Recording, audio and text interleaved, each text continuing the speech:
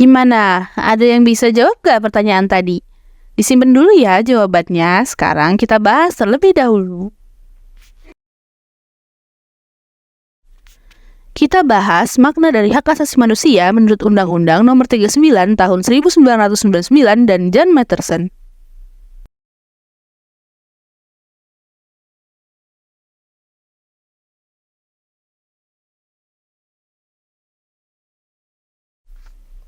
Makna hak asasi manusia menurut Undang-Undang Nomor 39 Tahun 1999.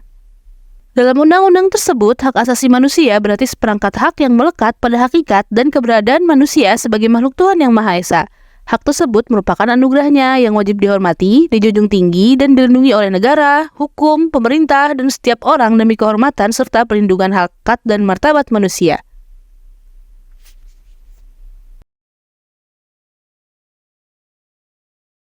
Menurut John Matterson, HAM merupakan hak alamiah yang melekat dalam diri setiap manusia sejak ia dilahirkan ke dunia. Hak alamiah yang sesuai dengan kodrat manusia sebagai insan merdeka yang berakal budi dan berperik kemanusiaan.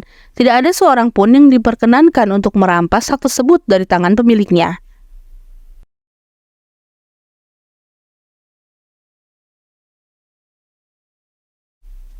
Ciri-ciri HAM. Setelah mengetahui hakikat HAM, apa aja sih ciri-ciri HAM? Yang pertama ada hakiki. Hak asasi semua umat manusia sudah ada sejak lahir. Yang kedua, universal. Berlaku untuk seluruh kalangan tanpa memandang perbedaan. Yang ketiga, tidak dapat dicabut ataupun diserahkan pada pihak lain. Yang terakhir, tidak dapat dibagi. Semua orang berhak mendapatkan semua hak asasi manusia.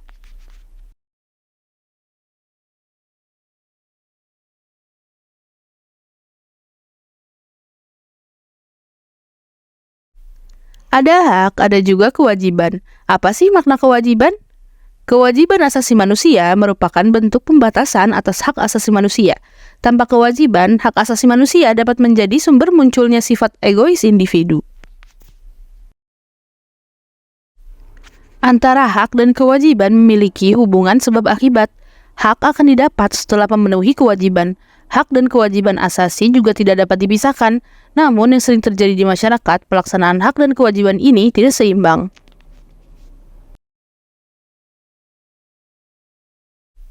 Substansi hak dan kewajiban asasi manusia dalam Pancasila. Hak dan kewajiban asasi manusia dalam nilai Pancasila terdiri dari 3 nilai. Nilai dasar, nilai instrumental, dan nilai praktisi.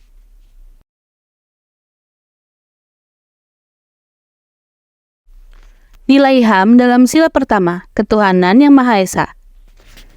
Menjamin hak kemerdekaan untuk memeluk agama, melaksanakan ibadah, dan kewajiban menghormati perbedaan agama.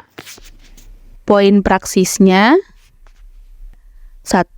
Saling menghormati dan bekerjasama antar umat beragama. 2. Saling menghormati kebebasan beribadah. 3. Tidak memaksakan suatu agama dan kepercayaan pada orang lain.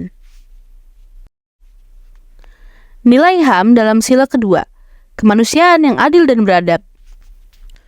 Menempatkan hak setiap warga negara pada kedudukan yang sama dalam hukum, serta memiliki kewajiban dan hak-hak yang sama untuk mendapatkan jaminan dan perlindungan hukum. Poin praksisnya: 1. Mengakui persamaan derajat hak dan kewajiban antar sesama manusia. 2. Saling menyayangi antar sesama manusia. 3. Tenggang rasa terhadap orang lain. 4. Tidak semena-mena terhadap orang lain. 5. Menjunjung tinggi nilai-nilai kemanusiaan.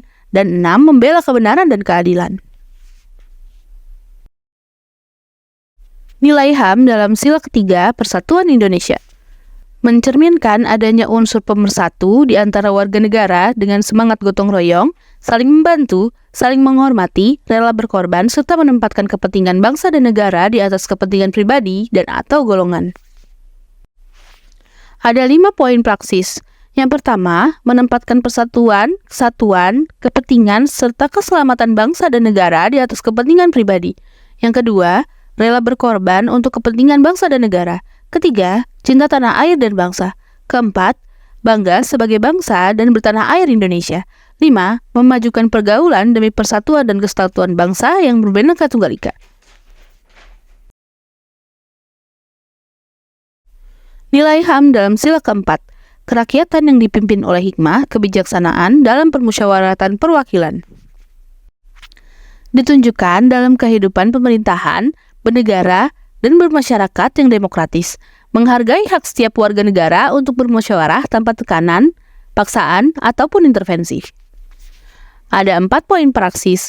Yang pertama, tidak memaksakan kehendak kepada orang lain. Yang kedua, mengutamakan musyawarah dalam mengambil keputusan bersama. Yang ketiga, menerima dan melaksanakan hasil keputusan bersama. Yang keempat, mempertanggungjawabkan keputusan bersama secara moral kepada Tuhan Yang Maha Esa. Nilai HAM dalam sila kelima, keadilan sosial bagi seluruh rakyat Indonesia. Mengakui hak milik perseorangan dan dilindungi pemanfaatannya oleh negara, serta memberi kesempatan sebesar-besarnya kepada masyarakat. Poin praksisnya, 1. Menghormati hak-hak orang lain.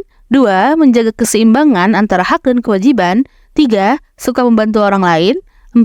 Menghargai hasil karya orang lain. 5. Menjauhi sikap pemerasan kepada orang lain.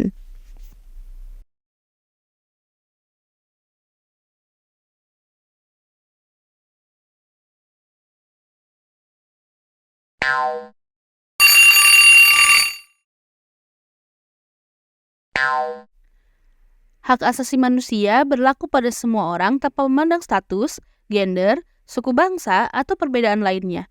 Pernyataan tersebut menunjukkan bahwa HAM bersifat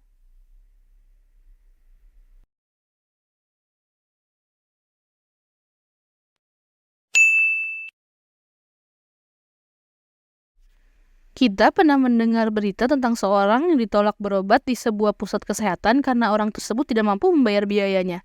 Hal tersebut menunjukkan bahwa keadilan dalam pelayanan kesehatan masih belum dirasakan oleh sebagian masyarakat.